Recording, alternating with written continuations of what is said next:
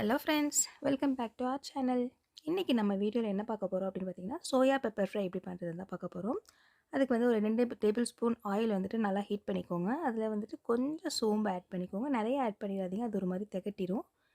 And ஒரு 4 பூண்டை வந்து நல்லா தட்டி யூஸ் பண்ணிக்கோங்க.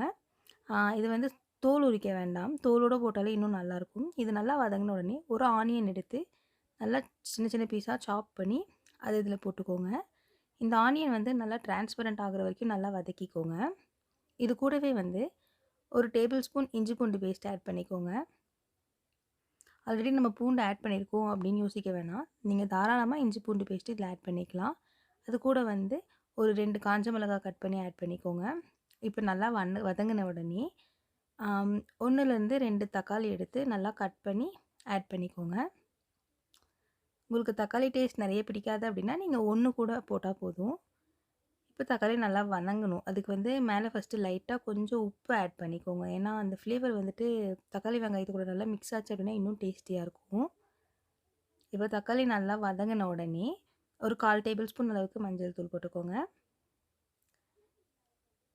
அண்ட் அது கூடவே வந்து இன்னொரு 1/4 டேபிள் ஸ்பூன் அளவுக்கு மல்லித்தூள் ஆட் பண்ணிக்கோங்க. தேவையான அளவுக்கு மிளகாத்தூள் ஆட் பண்ணிக்கோங்க. நான் 2 டேபிள் ஸ்பூன் போட்டிருக்கேன். உங்களுக்கு வந்து இன்னும் நல்லா காரமாக வேணும் அப்படின்னாக்கா நீங்கள் தாராளமாக 3 டேபிள் ஸ்பூன் போட்டுக்கோங்க. இப்போ இது பச்சை வாசம் போகிற வரைக்கும் நல்லா வதக்கிக்கோங்க. ஒரு 1/2 கப் அளவுக்கு தேங்காய் பால் எடுத்துக்கோங்க. இது வந்து தேங்காய் பால் வந்து நம்ம சோயாவில் ஆட் பண்ணி செஞ்சோம் அப்படின்னாக்கா இன்னும் டேஸ்டியாக இருக்கும். இப்போ வந்து நான் எடுத்து வச்சுருக்க தேங்காய் பால் வந்து இது கூட ஆட் பண்ணிக்க போகிறேன். இல்லை உங்களுக்கு தேங்காய் பால் பிடிக்காது அப்படின்னா கூட ஒன்றும் பிரச்சனை கிடையாது. நீங்கள் தேங்காய் பால் இல்லாமலே கூட இது யூஸ் பண்ணிக்கலாம். அப்போ கூட இது நல்லா டேஸ்டியாக தான் இருக்கும். இப்போ நல்லா மிக்ஸ் பண்ணிவிட்டு நம்ம ஆல்ரெடி ஊற வச்சு ஸ்க்வீஸ் பண்ணி சோயா எடுத்து வச்சுப்போம் இல்லைங்களா, அந்த சோயா வந்து இது கூட நல்லா போட்டு மிக்ஸ் பண்ணிக்கோங்க. சோயா வந்து நம்ம பச்சத்தை சீக்கிரமாக செய்யணும் அப்படின்னாக்கா வந்துட்டு நல்லா ஹாட் வாட்டரில் வந்துட்டு சோயா ஒரு 5 மினிட் ஊற வச்சிங்க அப்படின்னாலே சீக்கிரமாக ஊறிடும். நல்லா ஸ்க்வீஸ் பண்ணி எடுத்துக்கோங்க, கொஞ்சம் கூட தண்ணி இல்லாமல். தேவையான அளவுக்கு உப்பு போட்டுக்கோங்க. சோயா வேகிறதுக்கு வந்துட்டு நார்மலாக வந்து ஒரு 5 to 10 மினிட்ஸ் தான் ஆகும். அதுக்கு மேலே வந்துட்டு ரொம்ப நேரம்லாம் எடுக்காது. அதனால நீங்கள் சீக்கிரமாகவே இதை குக் பண்ணிடலாம். இது ஒரு 5 to 10 மினிட்ஸில் நீங்கள் சமைச்சே முடிச்சிடலாம் ஆக்சுவலி.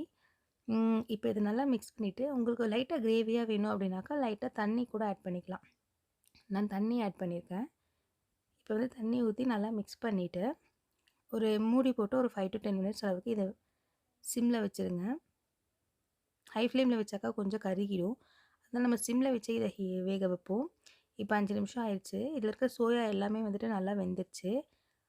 இப்போ வந்து லாஸ்ட்டாக வந்துட்டு ஒரு 2 டேபிள் ஸ்பூன் அளவுக்கு பெப்பர் பவுடர் ஆட் பண்ணிக்கோங்க. பெப்பர் பவுடர் போட்டு நல்லா மிக்ஸ் பண்ணிட்டீங்க அப்படின்னாக்கா ஒரு 5 மினிட் அந்த சோயாவில் இருக்கிற மசாலா எல்லாமே வந்து சோயாக்குள்ளே ஊறின உடனே இதை நீங்கள் தாராளமாக எடுத்து சர்வ் பண்ணலாம். இந்த வீடியோ உங்களுக்கு எல்லாருக்கும் ரொம்ப பிடிச்சிருக்கும்னு நினைக்கிறேன். மறக்காமல் வந்துட்டு இதை நீங்கள் வீட்டில் ட்ரை பண்ணி பாருங்கள். ட்ரை பண்ணி பார்த்துட்டு உங்களுக்கு பிடிச்சிருக்கா இல்லையான்னு சொல்லிட்டு நம்மளுக்கு கமெண்ட் பண்ணுங்கள். மறக்காமல் நம்ம சேனலுக்கு சப்ஸ்கிரைப் பண்ணுங்கள். தேங்க்யூ.